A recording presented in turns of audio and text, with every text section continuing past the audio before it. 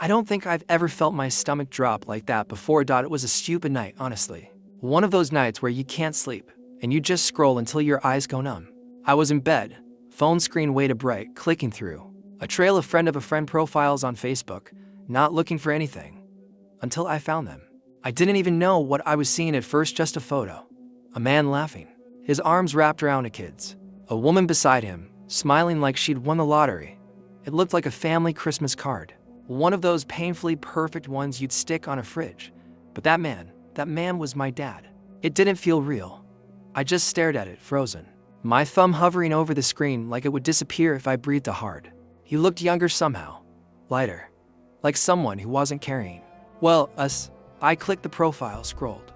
My heartbeat sounded like footsteps running through a hallway. There were pictures, birthdays, vacations, a caption that said, "Happy 10 years together, babe. You saved me.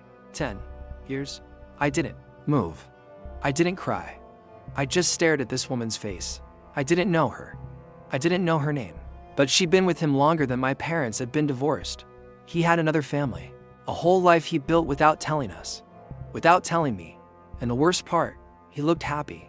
Like, truly happy. Like the man I never saw when he picked me up every other weekend with that exhausted look in his eyes. Like even seeing me was a chore. How was he smiling so widely with them? I should have screamed. I should have thrown my phone or called him, or I don't know. Something. But all I could do was keep scrolling, just keep going deeper. I found photos of the kids. A girl, maybe 7. A boy, a little older. They had his eyes. He commented under one of the pictures. "Proud of my little champs. Love you both endlessly. Love you both endlessly." He never even texted me back. Not unless it's to cancel. I felt like I was intruding on someone else's life.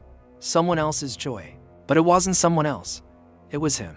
The same man who used to tuck me in with bedtime stories. Who told me he loved me more than anything. When he moved out, the man I waited for. I hoped it would come around more.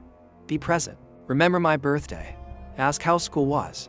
And here he was, playing house with someone else. Like we were just for his past life. Like I was a footnote.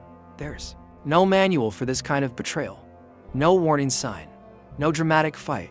Just a Facebook scroll that yanks the floor from under you. I stared at that photo.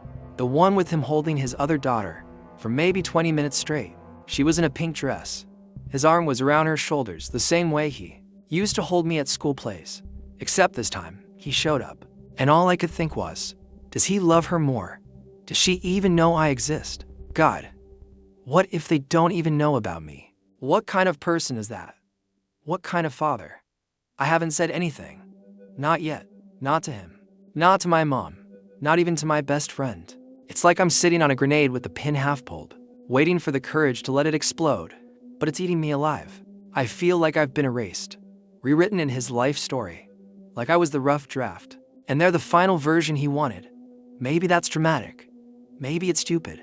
But when I see his smile in their photos, that unguarded, real smile, I can't help but wonder, was I ever enough for him? And if not, when did he decide to stop pretending? It's strange. Once you know the truth, your memory starts folding in on itself. You replay every moment, every word, wondering what was real and what was just you wanting it to be real. But before all this, before Facebook became a weapon, I thought my dad loved me. I mean, he wasn't perfect. He forgot things, showed up late a lot, canceled plans. But when he was around, he had this warmth, this goofy, slightly awkward way of making everything feel okay. Like when I was little, he'd do this dumb dinosaur voice to make me laugh. He'd call me his little comet because he said I lit up the room when I walked in. I held on to that line for years. God, it made me feel special. Like, even if he wasn't always there, I was still important to him. I remember the car rides after the divorce, just me and him. The radio playing something soft in the background. He'd always ask what song I liked, even if it was terrible. He'd say, "Hey, if it matters to you, it matters to me." And I believed him. We'd go to this tiny diner, the Bluebell, greasy fries, burnt coffee, peeling booths. But I loved it. It was our spot, just us. He'd always order the same thing, grilled cheese with tomato soup. He'd dip the sandwich in like it was some ritual. He said it reminded him of being a kid. And I'd nod and smile, pretending I got it, even though I didn't. I just liked watching him be soft, be human. He'd talk about old movies, his childhood, and stupid stories about getting in trouble with his brothers. Sometimes, he'd slip in a little sadness, like how he never really felt seen growing up. He always wanted to be the kind of dad who showed up, and I'd sit there nodding like a sponge, thinking, he's trying. He wants to be better. I held on to that, to him trying. It made all the missed birthdays feel like they had a reason. It gave me a story to tell myself when the silence stretched too long, because for a while, we had moments, little pockets of realness. He picked me up after school and let me choose the music. He remembered I hated olives on pizza. He laughed at my dumb impressions. He even came to my science fair once, stood there with that proud dad look, bragging to the other parents like I'd just solved climate change. I still have the photo, his arm around my shoulder. I held that crooked volcano model with glue still drying. I framed that photo, put it on my desk like a talisman, and when I turned 13, he gave me a necklace, nothing fancy, just a silver charm with a little star. He said, "You'll always be my star, no matter what." I wore it every day. Still have it in my drawer. I haven't looked at it since that night, but I can't throw it out. It feels like throwing us out. You know, there was this one afternoon. I don't even know why it sticks with me, but it was raining like crazy, and we were driving, just talking about nothing, and then he got quiet, real quiet, and he said, "I wish I'd done things differently. With your mom. With everything." I didn't know what to say. I was just a kid, but I remember looking at him, really looking, and thinking, maybe he hurts too. That was the part I clung to. The hope that he was just a flawed man trying his best, because that made it easier to forgive the distance, the missed calls, the tired excuses. I wanted to believe in him, because when he smiled at me, when he called me kiddo, when he said I made him proud, it meant something. It filled a hole I didn't even know was there. And when you've only got pieces of someone, you learn to build entire worlds out of crumbs. But now I can't tell if those crumbs were ever meant for me, or just leftovers from a life he'd already left behind. I keep asking myself, if it felt real, if it made me happy, was it still a lie? Or was I just the practice round before he figured out how to do it right? I don't even know why I did it. That's the part that keeps looping in my head. It wasn't some plan. I wasn't looking to ruin anything. I wasn't trying to pull at threads until everything unraveled. I was just bored, lonely, scrolling. You know those nights when you can't sleep, where everything feels too loud, even the silence? That was me. It was to 14 a.m. I remember because I checked the time right after it happened. Like I was trying to mark the exact second my world split in two. I was looking at an old photo on my dad's Facebook. One of those grainy ones from when I was little. Us at the beach. He's holding my hand. And I'm in that ridiculous striped swimsuit I refused to take off that summer. The caption said, "Time flies. Can't believe how fast she's growing." It had barely any likes, no comments. Just forgotten. I don't know why, but I clicked on his friends list. Maybe I wanted to see if he posted anything else. Maybe I was just desperate to feel connected to him again. I don't know, but then I saw her. At first, it was just a name I didn't recognize. Her profile picture was nothing special. A woman in her 30s, smiling in front of a garden or something. But she was in his close friends list. I didn't even know Facebook had that feature until then. I clicked. Her page was public, wide open. And the first post on her timeline, it was a picture of him. Not just him, them, her, him, too. Kids. And the caption read, "So grateful for this man and our beautiful family. 10 years and counting." I think my heart stopped, like physically paused, because suddenly everything made sense and didn't at the same time. 10 years. I counted on my fingers, literally, like some kind of idiot, because 10 years ago, my parents had just split. He'd just moved out. Was that when it started? Was she the reason he left? I kept scrolling, photos, videos, comments from friends saying things like, "You guys are couple goals, and those kids are so lucky to have him." One even said, "He's such a devoted dad." And I swear to God, I almost threw my phone. Devoted to who? Because it sure as hell wasn't me. I kept going. I don't know what I was looking for. Evidence, a crack, some kind of sign that this was a misunderstanding. But it wasn't. It was all there. Every birthday he missed, he was with them. Every canceled weekend, there they were, hiking or at some stupid pumpkin patch or blowing out candles in a kitchen I didn't recognize. And then I did the one thing I'll never stop regretting. I messaged her. It wasn't some big confrontation. I didn't even think. I just typed, "Hi, I think we need to talk. I'm his daughter." Sent. That was it. No punctuation, no explanation, just pure, raw panic. I didn't even know if she'd reply. But 10 minutes later, I saw the three dots, typing dot, and all she said was, "I'm sorry." What? I stared at those words like they were a gun pointed at my chest, and I realized she didn't know. She didn't know about me dot, and my fingers started shaking. My throat went dry.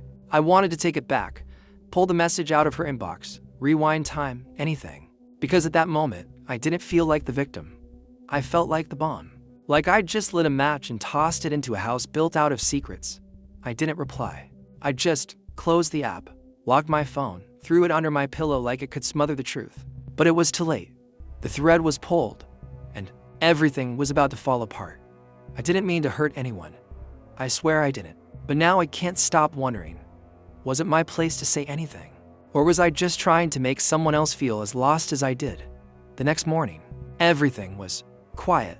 That kind of quiet that doesn't feel peaceful, it feels tense. Like the air knows something you don't yet. Like the world's holding its breath, waiting for the punch to land. I didn't check my phone right away. I couldn't. It just sat on the nightstand, screen down, like a loaded weapon. I kept glancing at it, thinking, maybe she didn't say anything.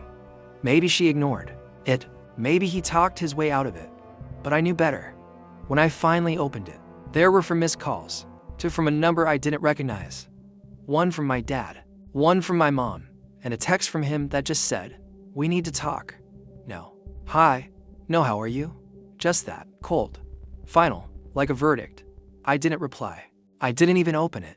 Because what the hell was I supposed to say? Sorry. I blew your secret family to pieces. Sorry I existed and ruined your second chance at happiness? It was like stepping into a dream where everything looks the same but feels off. I got out of bed, made toast I didn't eat, and stared at the wall for what felt like hours. My chest was tight. My hands kept shaking. I kept playing it all back. That message I sent her. 5 stupid words that cracked everything open. By noon, he was at the front door. I heard the knock, and I knew. Before I even saw him, I knew. And when I opened the door, he wasn't angry. That somehow made it worse. He looked tired, defeated, like a man who'd been punched in the stomach and hadn't caught his breath yet. "Can I come in?" he asked. I stepped aside. I didn't trust my voice. We sat in the living room. The same room he used to build Lego towers with me in. The same spot where he said goodbye the day he left. I didn't sit close. I curled up in the corner of the couch like I could disappear into it. He stared at his hands for a long time. And then he said, "She didn't know about you." Like I was the secret. Like I was the mistake he was hiding. I wanted to scream, to punch something. But my body just went still. "You mean the woman you've been with for 10 years? I said. Finally, my voice sounded strange, flat, unfamiliar. He nodded, slow. I didn't know how to. I never wanted to hurt anyone. That line. I could have laughed. I really could have. "So, you just erase me?" I asked. "No," he said, quickly. Too quickly. "It wasn't like that. I love you. I always have. It's just." It was complicated. Double quotes complicated. As if my existence were a scheduling conflict. I don't even remember everything we said. It all bled together. His excuses, my silence. The weight of 10 years collapsing between us. He said things like, "I was trying to protect you, and you have no idea what it was like." And I never stopped caring. And all I could think was, if this is love, I don't want it. He left after 30 minutes. Maybe 40. I don't know. I didn't cry while he was here. I waited until the door clicked shut behind him. And then I just fell apart. The next few days were blurry. He didn't call. Neither did she. And then the changes started. Subtle at first. Like echoes. He stopped texting altogether. No check-ins. No updates. Just silence. Thick and deliberate. I saw on Facebook, yeah. I checked that he'd made his profile private, deleted some photos, changed his relationship status to "it's complicated." I don't know if they broke up. I don't even know if she still talks to him. But I know he doesn't talk to me. At first, I kept telling myself he just needed time, that maybe he was angry, or embarrassed, or trying to figure it all out. But then the birthdays passed, and the holidays, and I realized he was choosing not to reach out. Every day, he chose silence. every single day. And I started noticing other things, like how my mom looked at me differently, like she wanted to ask, but was too afraid of what I'd say, or how I stopped bringing him up around friends, pretending he was just busy, or how I started avoiding places that reminded me of him, the diner, the park, the street near his old apartment. It was like trying to erase a ghost that never really left. But the worst part, I missed him. I still missed him, even after everything, even knowing the truth, even after becoming collateral damage in whatever lie he built. Some part of me still wanted him to call to apologize, to say, "You're my daughter. You're not a mistake.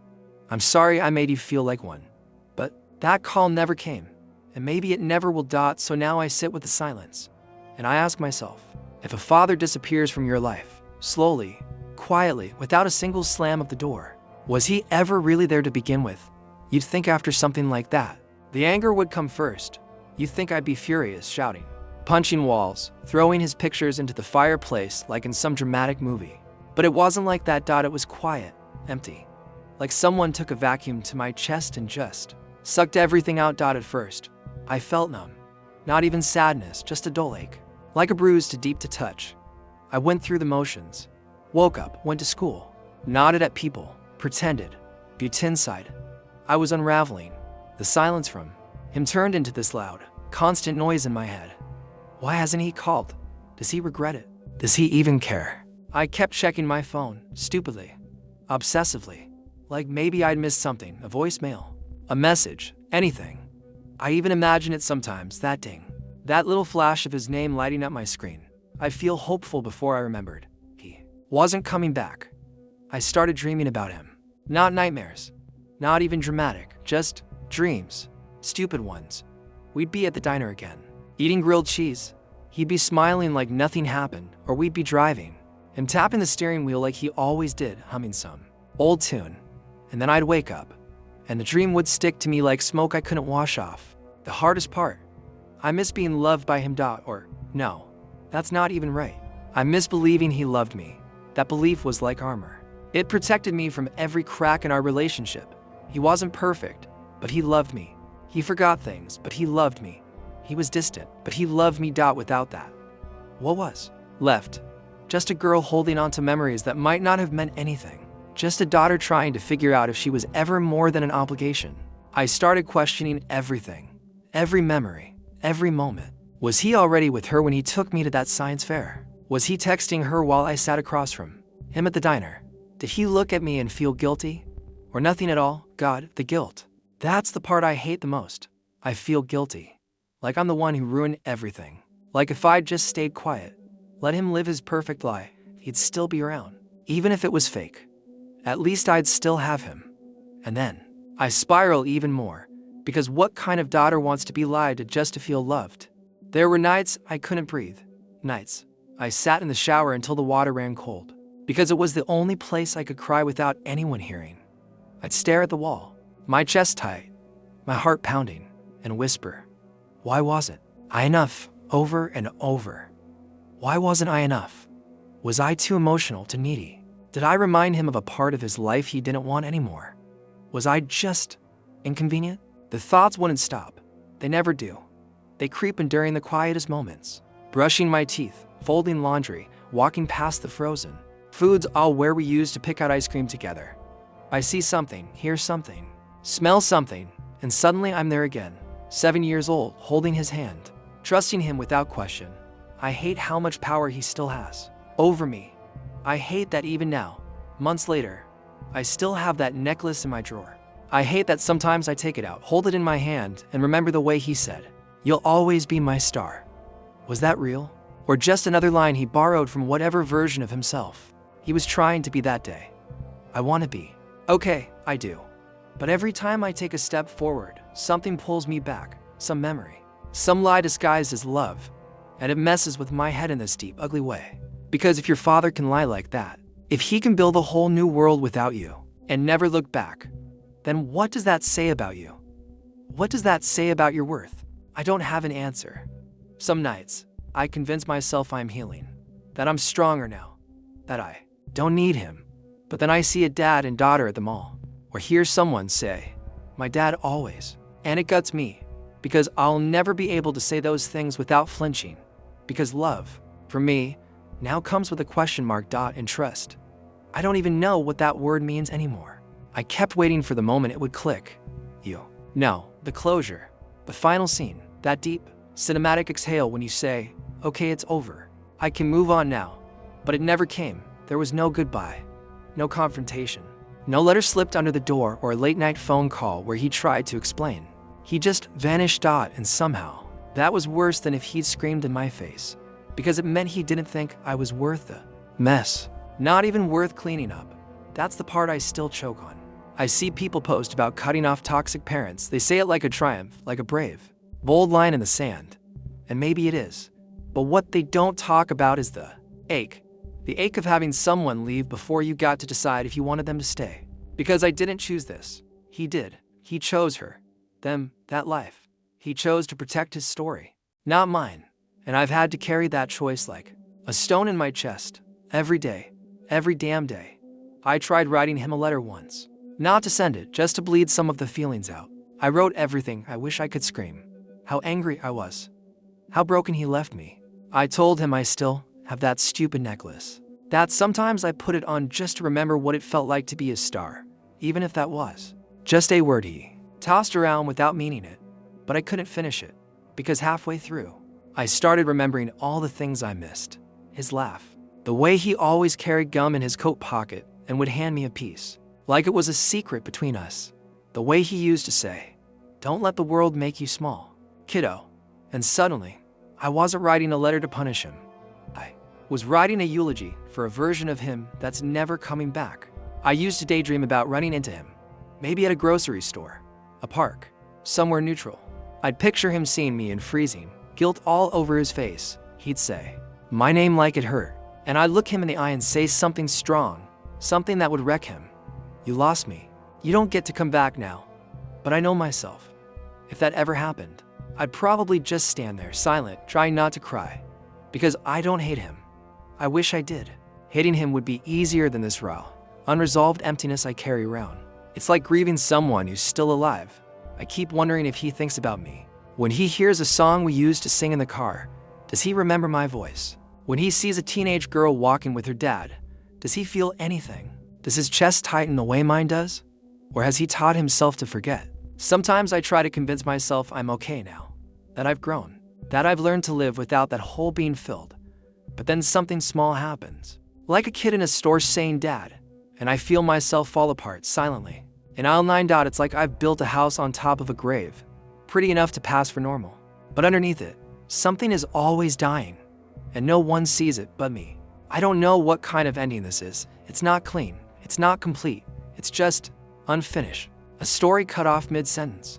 A conversation that will never be had. A father and a daughter, drifting further apart in the space where love used to live. And some nights when everything's quiet and I can hear my heartbeat clearly, I whisper to the dark, did you ever really love me? And I brace myself for the silence that always answers. It's been almost 2 years. And I still check my phone sometimes, not for a message, not really. Just out of habit. Like some part of me never stopped waiting. I've changed, not in some triumphant, glow-up kind of way. Nothing Instagram-worthy. More like weathered. Softer in some places, sharper in others. I laugh quietly, love slower. I hesitate more. Sometimes, I catch myself walking past a mirror and thinking, would he even recognize me now? Would he still call me his star? Would it even mean anything? I don't talk about him much anymore. Most of the people in my life don't even know the full story. They just know I don't speak to my dad. And they nod like they get it, like it's just one of those things. But they don't know that every birthday, I still wonder if he remembers. They don't know that every year, when Father's Day rolls around, I pretend it's just another Sunday, while quietly logging off every app to avoid seeing posts that rip me apart. I've tried to heal. I have. Therapy helped a little. I remember sitting on that couch, arms crossed, saying, he just forgot about me. And the therapist asked, is that how you feel? Or is that what happened? And I said, both, because it is both. He forgot me in the moments that mattered, in the daily, ordinary ways that love is supposed to show up, in the texts that never came, the visits he didn't fight for, the silence he let grow between us like a wall. I don't think he's evil. I don't even think he meant to hurt me the way he did. But that doesn't change the fact that he did. And it doesn't undo the damage. What I'm learning, slowly, painfully, is that sometimes closure isn't something you get, it's something you decide. It's not a neat ending, not a bow on the story. It's waking up one day and saying, I can't let this wreck me forever. So I've started doing small things. I stopped checking his Facebook. I boxed up the photos and the necklace and put them in the attic. Not to forget, but to stop bleeding every time I looked at them. I stopped waiting for the apology, for the explanation, for the redemption arc. That never came, and I started focusing on the people who did stay. My mom, who never gave up on me. Friends who saw me fall apart and didn't flinch. Myself, the girl who survived something she couldn't even name for a while. Some wounds don't scab over. They just become part of you. Sometimes I still cry. Out of nowhere. A memory, a smell, a song. Not because I want him back, but because I wish he never left. I think part of growing up is learning to carry the ache without letting it drown you. He's probably still out there, living his life. Maybe he's happy. Maybe he's not. Maybe he still tells himself that I'll come around one day. Maybe he's erased me. But here's what I know now. Even if I never hear from him again, even if he never says my name again, I still existed. I was his daughter. I loved him with every small, breakable part of me. And I didn't deserve to be forgotten. I say that to myself now, when the doubt creeps in, when the silence feels too loud, when I start to wonder if it was all my fault. I didn't deserve to be forgotten, and maybe that's enough. Maybe that's the soft, broken kind of closure that healing looks like. Not forgetting, not forgiving, necessarily, but choosing to live, even with the hole still there. And maybe one day, if I ever have a daughter, I'll look her in the eyes, tuck her in at night, and say the one thing I never got to hear again. I will never leave you wondering if you're loved. And I'll mean it.